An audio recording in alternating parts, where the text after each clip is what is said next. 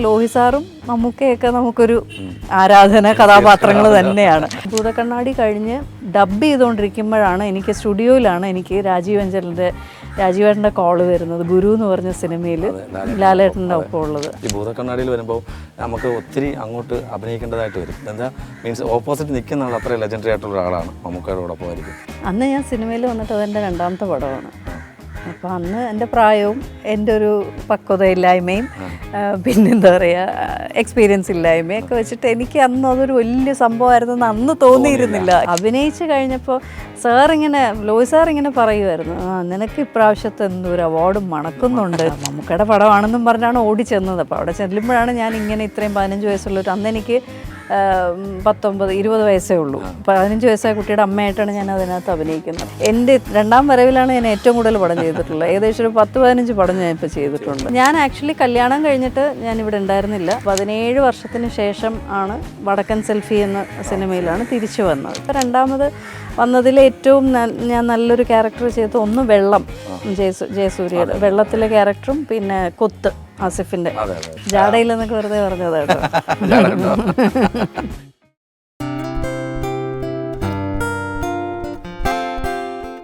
Hello നമസ്കാരം, break ത്രൂവിലേക്ക് സ്വാഗതം.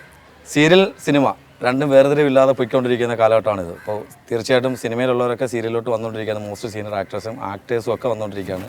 അപ്പോൾ അത്തരത്തിലുള്ള ആക്ടേഴ്സാണ് ഇപ്പോൾ എന്നോടൊപ്പം ഉള്ളത്. തീർച്ചയായിട്ടും ഒരു ജാട ഒന്നുമില്ലാത്ത, ഒരു ഇമ്പാക്റ്റ് ഒന്നും ഇല്ലാത്ത ഒരു ആക്ട്രസ്സാണ് ഇപ്പോൾ എന്നോടൊപ്പം ഉള്ളത്. പല ലെജൻഡറി ആക്ട്രസിൻ്റെ കൂടെ അഭിനയിച്ചിട്ടുള്ള ഒരു ആക്ട്രസ്സാണ്. നമുക്ക് സ്വാഗതം ചെയ്യാം. ചേച്ചി നമസ്കാരം. ശ്രീലക്ഷ്മി ചേച്ചി നമസ്കാരം. ജാടയില്ലെന്നൊക്കെ വെറുതെ പറഞ്ഞതാട്ടോ.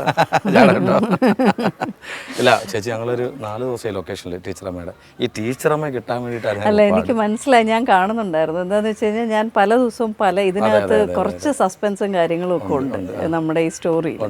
അപ്പം അതിൻ്റെ കോസ്റ്റ്യൂമിൽ എനിക്ക് എടുക്കാൻ പറ്റില്ല, കാരണം അങ്ങനത്തെ ഒരു സാഹചര്യമാണ്. അപ്പം അതുകൊണ്ടാണ് ഞാൻ പല ദിവസവും നിങ്ങൾ വരുമ്പം അതിൻ്റെ കോസ്റ്റ്യൂമിൽ നിൽക്കുമ്പോൾ എടുക്കണ്ട എന്ന് പറയുന്നത്. ഒരു 4 ദിവസം ഇപ്പം ഞാൻ വന്നതേ ഉള്ളൂ, വന്ന ഉടനെ അങ്ങ് പിടിച്ചു. 4 ദിവസമായി ചേച്ചി. അപ്പം 4 ദിവസം പോകുമ്പോഴും പല മേക്ക് ഹൗസിലാണ് ടീച്ചറമ്മയെ കാണുന്നത്. അതുകൊണ്ടാണ് ഞാൻ പറഞ്ഞത് എന്താണ് ടീച്ചറമ്മ? ടീച്ചറമ്മ എന്താണ് നിങ്ങൾ പോകെ കാണും. ആരാണ് ടീച്ചറമ്മ? ടീച്ചറമ്മ എന്ന് പറയുന്നത് സാധാരണ നമ്മൾ ഇപ്പോഴത്തെ ഒരു സൊസൈറ്റി അല്ലെങ്കിൽ നമ്മുടെ ചുറ്റുവട്ടത്ത് കാണുന്ന ഒരു ടീച്ചർ തന്നെയാണ്. സ്കൂളിലും പിന്നെ നാട്ടുകാർക്കും ഒക്കെ ടീച്ചർ ഭയങ്കര ഒരു എന്താ പറയുക ഒരു വലിയ ആളാണ്. പക്ഷെ വീട്ടിലുള്ളവർക്ക് മാത്രം ടീച്ചറിനെ വിലയിൽ, മീൻസ് മക്കൾക്ക് മാത്രം, എല്ലാ മക്കളും അല്ല എന്നാലും അങ്ങനത്തെ ഒരു ക്യാരക്ടർ. തീർച്ചയായിട്ടും സ്നേഹം കൊണ്ട്, എല്ലാവരോടും ഉള്ള സ്നേഹം കൊണ്ട് തന്നെ ടീച്ചറിൻ്റെ പല ഇഷ്ടങ്ങളും സന്തോഷങ്ങളും ഒക്കെ വേണ്ടാന്ന് വെച്ച് ഉള്ളിൽ ഒതുക്കി മിക്കവാറും നമ്മൾ സൊസൈറ്റിയിൽ കാണുന്നത് തന്നെയാണ്. പക്ഷേ ഇതിനകത്തൊരു സ്റ്റോറിയുണ്ട്. ഇതിനി പോകെ സ്റ്റോറിയിലൊരു ഡിഫറൻസും ഉണ്ട്. കാരണം നമ്മൾ സാധാരണ സീരിയൽ കാണുന്ന പോലെ ഒരു സാധനമല്ല, എൻറ്റയർലി ഡിഫറെൻ്റ് ആയിട്ടുള്ളൊരു സ്റ്റോറിയാണ്. അതെങ്ങനെ പോകുന്നു എന്നുള്ളത് കാണുക. ഞാനും ത്രിൽഡാണ്. അല്ലേ ചേച്ചി, ഇവിടെ എല്ലാവരോടും ബിഹൈൻഡ് ദ ക്യാമറയിൽ സംസാരിക്കുമ്പോഴൊക്കെ എല്ലാവരും പറയുന്നത് ഈ കഥ ഒരു വ്യത്യസ്തമായിട്ടുള്ള ഒരു സീരിയലിനെ ബേസ് ചെയ്തിട്ടുള്ളൊരു കഥയല്ല. സാധാരണ പല ലാംഗ്വേജിലുള്ളതും മലയാളത്തിലേക്ക് കൊണ്ടുവന്ന് ചെയ്യാറുണ്ട്, മേക്കിംഗ് ചെയ്യാറുണ്ട്. പക്ഷെ ഇതല്ല, എഴുത്തുകാരൻ്റെ മനസ്സിൽ നിന്ന് വന്ന ഒരു കഥയാണ്. അതെ, ഇത് പിന്നെ സാധാരണ ഇപ്പം പറഞ്ഞ പോലെ തന്നെ പല ചാനലിൻ്റെയും തമിഴും തെലുങ്കും വേർഷൻസ് എടുത്തിട്ടായിരിക്കും നമ്മൾ റീമേക്ക് ചെയ്യുന്നത്. പക്ഷെ ഇതങ്ങനെയല്ല, ഇത് തികച്ചും കലവൂർ രവികുമാർ സാറിൻ്റെ കഥയാണ്. എനിക്ക് തോന്നുന്നു ഇവർ 3-4 വർഷം മുമ്പേയൊക്കെ പ്ലാൻ ചെയ്തിട്ടുള്ള സാധനമാണ്, പക്ഷെ നടന്നിട്ടില്ല. വേറെ ആർട്ടിസ്റ്റിനെയൊക്കെ വെച്ച് പ്ലാൻ ചെയ്തിട്ടുണ്ടായിരിക്കാം. ഇപ്പോൾ എന്തായാലും ലാസ്റ്റ് എനിക്കാണ് ആ ഒരു ഭാഗ്യം വന്നിരിക്കുന്നത്. എനിക്കൊരു ബ്രേക്ക് ആയിരിക്കും ഈ ഒരു ക്യാരക്ടർ ഡെഫിനറ്റ്ലി. ടെലിവിഷൻ ആവട്ടെ, ബ്രേക്ക് ആവട്ടെ. ഈ സിനിമയിൽ നിന്ന് മാറിയിട്ട് എത്ര വർഷം? മാറിയെന്നല്ല, തിരക്കുകളിലേക്ക് പോയത്. ഞാൻ ആക്ച്വലി കല്യാണം കഴിഞ്ഞിട്ട് ഞാൻ ഇവിടെ ഉണ്ടായിരുന്നില്ല. ഇപ്പോൾ ഏകദേശം ഒരു 15 വർഷം സിനിമയിലോട്ട് ഉണ്ടായിരുന്നില്ല. അപ്പോൾ ഒരു 17 വർഷത്തിന് ശേഷം ആണ് വടക്കൻ സെൽഫി എന്ന സിനിമയിലാണ് തിരിച്ചു വന്നത്. പിന്നെ ഞാൻ കുറച്ച് നാളിപ്പം ഫിലിംസ് ചെയ്യുന്നുണ്ടായിരുന്നു. ഇപ്പോൾ ഒരു 2-3 വർഷമായിട്ട് എൻ്റെ ഒരു പേഴ്സണൽ കാര്യം കൊണ്ട് ഞാനിപ്പം സിനിമ, അതായത് എനിക്ക് ട്രിവാൻഡ്രം വിട്ട് നിൽക്കാൻ പറ്റാത്തൊരു സിറ്റുവേഷൻ ആയിരുന്നു. എന്തോ ബിസിനസ് അല്ല, വീട്ടിലെ കുറച്ച് പേഴ്സണൽ കാര്യങ്ങൾ ഉള്ളതുകൊണ്ട് ട്രിവാൻഡ്രം വിട്ട് മാറി നിൽക്കാൻ പറ്റാത്തത് കൊണ്ട് ഫിലിംസ് ചെയ്യുന്നില്ല. കാരണം ഫിലിംസ് ട്രിവാൻഡ്രത്ത് വരുന്ന വളരെ കുറവാണല്ലോ. അതുകൊണ്ട് ചെയ്യുന്നില്ല. വരുന്നുണ്ടോ അതിൽ project? ഉണ്ട്, ഇതപ്പം ഞാനും വിളിച്ചിരുന്നു, പക്ഷേ 10-12 ദിവസം കുറച്ച് ദൂരെയാണ്, മാറി നിൽക്കാൻ ബുദ്ധിമുട്ടുണ്ട്. എങ്കിലും ഒരു ചെറിയ ഡൗട്ട് ചോദിക്കട്ടെ ചേച്ചി, ഇപ്പം 1 വർഷം വരെ മാറി നിൽക്കുന്ന ആൾക്കാരെ മറക്കുന്ന കാലമാണ് ഇപ്പോൾ. പക്ഷെ 17 വർഷം വരെ ബാക്ക് അടിച്ച് നിന്നിട്ട് വീണ്ടും ബാക്ക് ടു വടക്കൻ സെൽഫിയിൽ വന്ന് ഇപ്പോൾ സീരിയൽ വന്നപ്പോൾ ഓർത്ത് വിളിക്കണമെങ്കിൽ ചേച്ചിയുടെ നല്ലൊരു ഗുണമുണ്ടായിരിക്കാം, ഒരു നല്ലൊരു പേഴ്സൺ ആയിരിക്കാം. അല്ല, സീരിയൽ ഞാൻ ഇൻ ബിറ്റ്വീൻ ചെയ്യുന്നുണ്ടായിരുന്നു. സിനിമയിലേക്കല്ലേ കോൾ വന്നത്? സിനിമയിൽ കോൾ വന്നല്ല, സീരിയൽ ഇപ്പം ഒരു 3-4 വർഷമായിട്ട് പലതായിട്ട് ചെയ്യുന്നുണ്ടായിരുന്നു. ഏഷ്യാനെറ്റിൽ തന്നെ മുമ്പ് ദയ എന്ന് പറഞ്ഞിട്ടൊരു പ്രോജക്റ്റ് ചെയ്തിരുന്നു വന്ന സമയത്ത്. അതിനകത്തൊക്കെ സാധാരണ ഒരു അമ്മ എന്നുള്ള ഇതിലിപ്പം മെയിൻ ടൈറ്റിൽ ക്യാരക്ടർ അല്ലെങ്കിൽ സെൻട്രൽ ക്യാരക്ടർ വരുന്നത് ഇതിനകത്താണ്. അല്ല, ഞാൻ ചോദിച്ചത് സിനിമയിൽ നിന്ന് കോൾ വന്നെന്ന് പറഞ്ഞത്, അപ്പം എല്ലാവരും ഓർത്ത് വെക്കണമെന്നില്ല ഇന്ന ആളുണ്ടെന്നുള്ളത്. ഇഷ്ടംപോലെ കോമ്പറ്റീഷൻ ഉള്ള സമയമാണ്.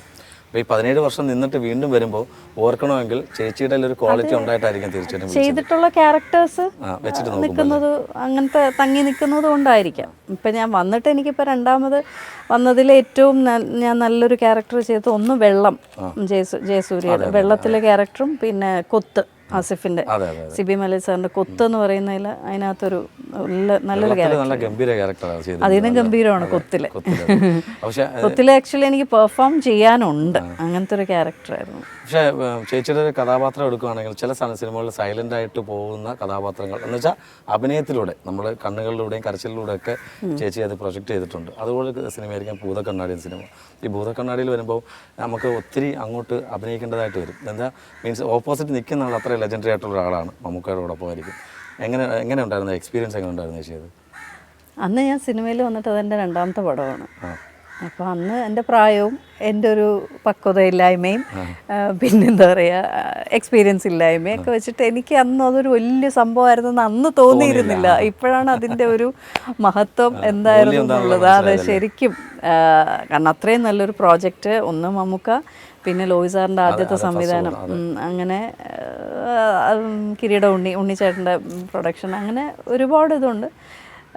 അന്നതിൻ്റെ ഒരു മമ്മൂക്കയുടെ പടമാണെന്നും പറഞ്ഞാണ് ഓടി ചെന്നത്. അപ്പോൾ അവിടെ ചെല്ലുമ്പോഴാണ് ഞാൻ ഇങ്ങനെ ഇത്രയും 15 വയസ്സുള്ളൊരു, അന്ന് എനിക്ക് 19-20 വയസ്സേ ഉള്ളൂ. 15 വയസ്സായ കുട്ടിയുടെ അമ്മയായിട്ടാണ് ഞാൻ അതിനകത്ത് അഭിനയിക്കുന്നത്. അപ്പോൾ അങ്ങനത്തെ ക്യാരക്ടറാണെന്ന് 20 വയസ്സ്. അപ്പോൾ അങ്ങനെ അറിയുന്നത് അവിടെ ചെന്നതിന് ശേഷമാണ്.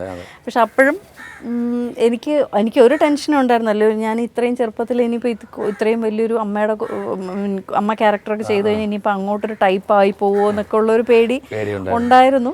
പക്ഷെ എനിക്ക് ആ ഒരു അന്നും നമുക്ക് ഈ പറയുന്ന പോലെ ലോഹി സാറും മമ്മൂക്കയൊക്കെ നമുക്കൊരു ആരാധന കഥാപാത്രങ്ങൾ തന്നെയാണ്. അപ്പോൾ അതുകൊണ്ട് അത് വിട്ടില്ല, ചെയ്തു. പക്ഷെ ഞാൻ ലോഹി സാറിനോട് ഞാൻ ആദ്യം 1-2 വേറെ ആർട്ടിസ്റ്റുകൾ വന്ന് അവരെ സെലക്ട് ചെയ്തിട്ട് മാറിയതാണ്. അപ്പം ഞാൻ ജസ്റ്റ് ഇത്രയും ചോദിച്ചു, ഞാൻ പറഞ്ഞു സാർ എനിക്കിത് ചെയ്യാൻ പറ്റുമോ, എനിക്ക് 15 വയസ്സപ്പോൾ താൻ ചെയ്തോടോ, കുഴപ്പമില്ല, ഞാൻ സപ്പോർട്ട് ചെയ്തോളാം എന്ന് പറഞ്ഞിരുന്നു. സാറിൻ്റെ ഒരൊറ്റ സപ്പോർട്ടിൽ അത് ചെയ്തു. എങ്ങനെയാണ് ചേച്ചി ആ സിനിമയിലേക്ക് വന്നത്? കാര്യം ഒത്തിരി ചേച്ചിയെ പോലെ ഒത്തിരി ആർട്ടിസ്റ്റ് 1-2 പേര് വന്നിട്ട് പോയതാണ്. അതിൽ ആ സമയത്ത് എനിക്ക് ദൂരദർശനിൽ പണ്ട് മരണം ദുർബലം എന്ന് പറഞ്ഞിട്ട് ശ്യാമപ്രസാദ് സാറിൻ്റെ ഒരു സീരിയൽ വരുന്നുണ്ടായിരുന്നു. കെ സുരേന്ദ്രൻ്റെ നോവലാണ്. അന്ന് 13 എപ്പിസോഡ് വരുന്ന ആ ഒരു കാലഘട്ടം. അപ്പോൾ അത് ടെലികാസ്റ്റ് ചെയ്തുകൊണ്ടിരിക്കണം. അപ്പോൾ അത് കണ്ടിട്ടാണ് ലോയി സാറ് ഇതാരാന്ന് അന്വേഷിക്കാൻ പറഞ്ഞിട്ട് അങ്ങനെ. അപ്പം ഞാനൊരു ഫസ്റ്റ് മൂവി എൻ്റെ പൊരുത്തമായിരുന്നു. പൊരുത്തം ചെയ്തിട്ട് ഞാൻ പിന്നെ 2-3 വർഷം ഗ്യാപ്പ് ഇട്ടിരുന്നു പഠിക്കാൻ വേണ്ടിയിട്ട്. ആ ഒരു ഗ്യാപ്പ് കഴിഞ്ഞ് 16-ാമത്തെ വയസ്സിലായിരുന്നു ഫസ്റ്റ് സിനിമ 17. അപ്പോൾ അങ്ങനെ ഗ്യാപ്പ് ഇട്ടിട്ടാണ് തിരിച്ചു വന്നപ്പോഴാണ് എനിക്ക് മരണം ദുർബലം എന്ന് പറയുന്ന ഈ ഒരു അതിനകത്ത് മായമ്മ എന്ന് പറയുന്ന ഒരു വളരെ പ്രധാന കഥാപാത്രമാണ്.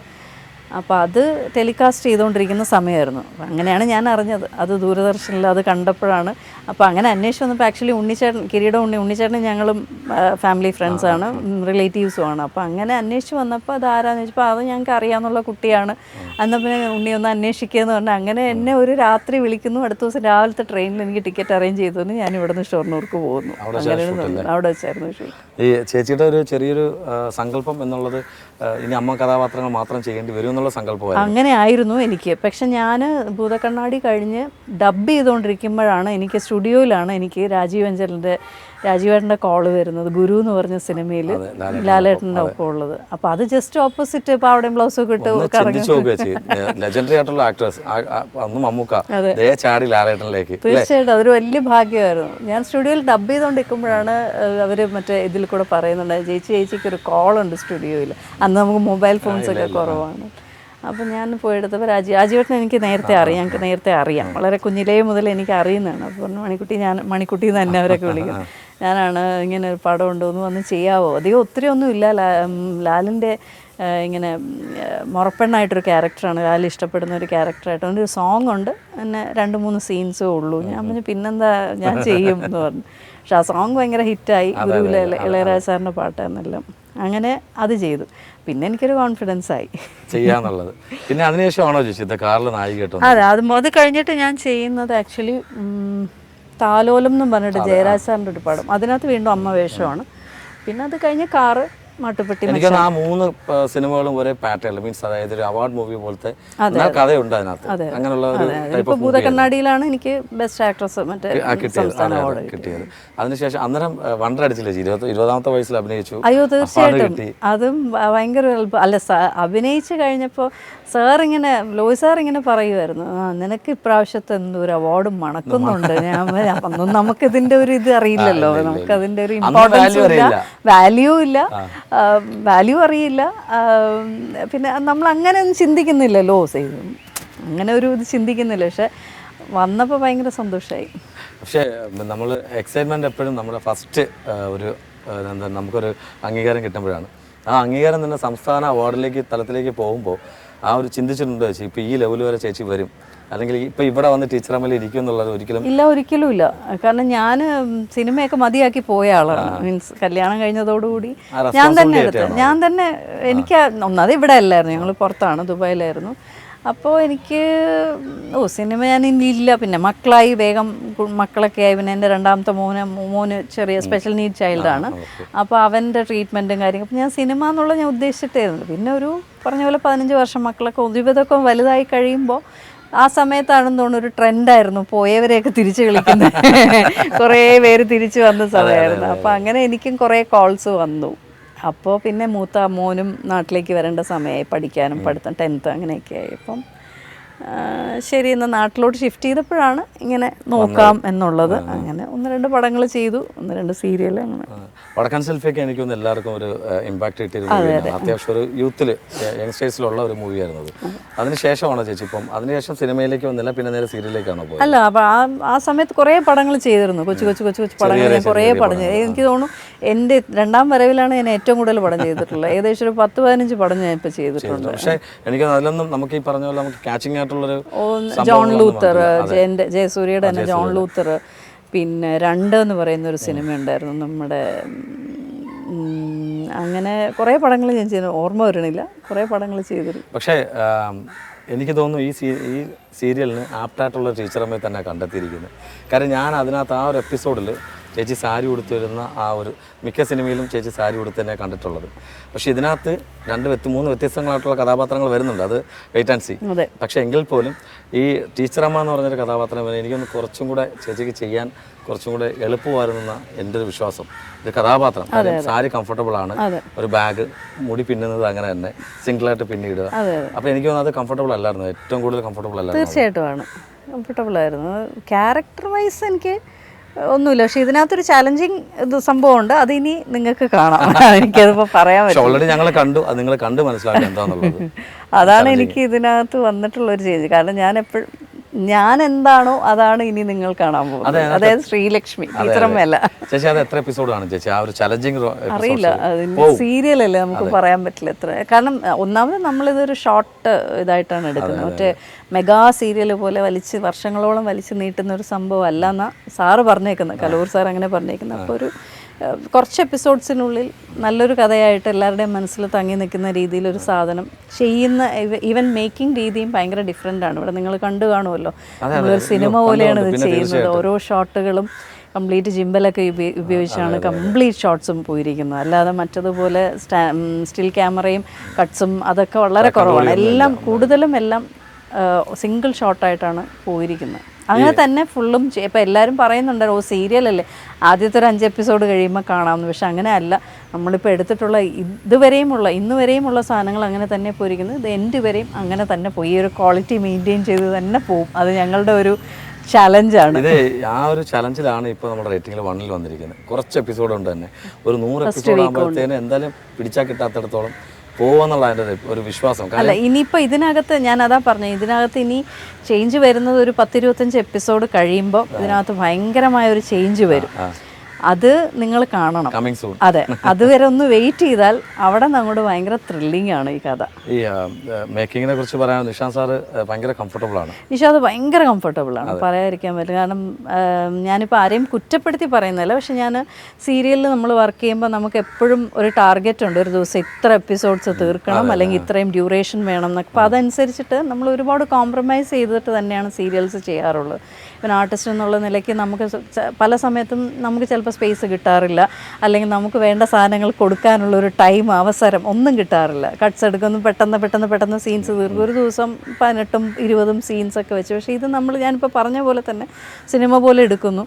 പിന്നെ എത്ര കട്ട്സ് പോയാലും എത്ര ടേക്ക് പോയാലും നിഷാന്ത് കിട്ടാനുള്ള എന്താണോ അത് കിട്ടി നിങ്ങളും ഞങ്ങളും സാറ്റിസ്ഫൈഡ് ആയാലും മാത്രമേ അത് നിർത്തുള്ളൂ. പക്ഷെ അത് ടൈം കൺസ്യൂമിങ് ആണ് ഒരുപാട്. Thanks to our producer.